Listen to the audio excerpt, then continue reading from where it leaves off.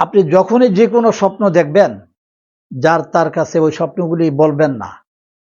আসসালামু আলাইকুম ওয়া রাহমাতুল্লাহি ওয়া বারাকাতুহু।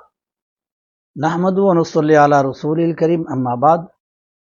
সুপ্রিয় দর্শকবৃন্দু, বেশ কিছুদিন পরে স্বপ্নের ব্যাখ্যা নিয়ে আসলাম। কন্যা সন্তান স্বপ্নে দেখলে তার ব্যাখ্যা কি, এ নিয়ে আলোচনা করব। মহিলা বিবাহিত হলে এক ব্যাখ্যা, মহিলা যদি অবিবাহিত হয় তাহলে আরেক ব্যাখ্যা, পুরুষ যদি বিবাহিত হয় তাহলে এক ব্যাখ্যা, আর পুরুষ যদি অবিবাহিত হয় তাহলে আরেক ব্যাখ্যা। আসুন জেনে নেই। কোন মহিলা স্বপ্নে দেখেছে যে সে কন্যা সন্তান লাভ করেছে, এর ব্যাখ্যা হলো তার ঘরের মাঝে রহমত বরকত নাজিল হবে, পরিবারের মধ্যে রহমত বরকত নাজিল হবে। সে যে কাজে যাবে অনেক অনেক বারাকা পাবে।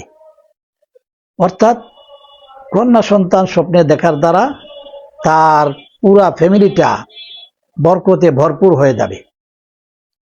আসুন 2 নম্বর, অবিবাহিত মহিলা যদি স্বপ্নে দেখে কন্যা সন্তান, তার ব্যাখ্যা হলো তার থেকে দুঃখ কষ্ট দূরীভূত হয়ে যাবে, বিপদ আপদ দূরীভূত হয়ে যাবে। সুপ্রিয় দর্শকবৃন্দু, আসুন আপনাদেরকে নতুন একটি ঠিকানার কথা বলি। নিউ মক্কা বিল্ডার্স, আলেম ওলামা, পীর মাশায়েখ, দিনদার, ফরজগার, মুত্তাকি ব্যক্তিদের দ্বারা পরিচালিত। আজই আপনি বুকিং দিতে পারেন নিউ মক্কা বিল্ডার্সে ফ্ল্যাট অথবা জমি ক্রয় করতে পারেন।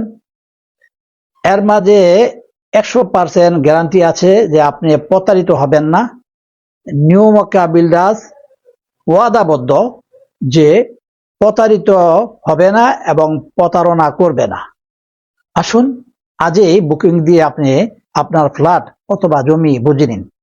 সুপ্রিয় দর্শকবিন্দু, 3 নম্বর ব্যাখ্যা হলো পুরুষ যদি বিবাহিত হয় তাহলে তার রিজিকের দরজা, উন্নতর দরজা, আয় উন্নত খুব বাড়তে থাকবে, লাফালাফি করে বেড়ে যাবে ইনশাআল্লাহ। যদি পুরুষ বিবাহিত আর কন্যা সন্তান স্বপ্নে দেখে, অতি তাড়াতাড়ি সে ধনী হয়ে যাবে, তার সব দরজা খুলে যাবে।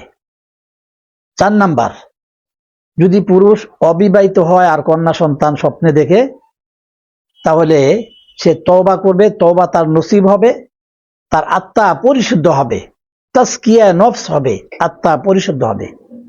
সুপ্রিয় দর্শকবৃন্দু, আপনার যদি ভালো লাগে স্বপ্নের ব্যাখ্যাগুলি, তাহলে লাইক দিয়ে সাথে থাকুন এবং সাবস্ক্রাইব করুন আর শেয়ার করে বন্ধু বান্ধবদের নিকট পৌঁছে দিন। একে অপরের সাথে ব্যাখ্যাগুলি আলোচনা করুন এবং আপনি যখনই যে কোনো স্বপ্ন দেখবেন, যার তার কাছে ওই স্বপ্নগুলি বলবেন না। যারা ব্যাখ্যা জানে, ফরজগার, মুত্তাকি, আলেম ওলামা, তাদের নিকটে ব্যাখ্যা চাবেন। যার তার কাছে স্বপ্ন বলা নিষেধ। আজকের জন্য এখানে শেষ করলাম। নাসরুম মিনাল্লাহি ওয়া ফাতহুন করিব ওয়া বাশিরিল মুমিনিন।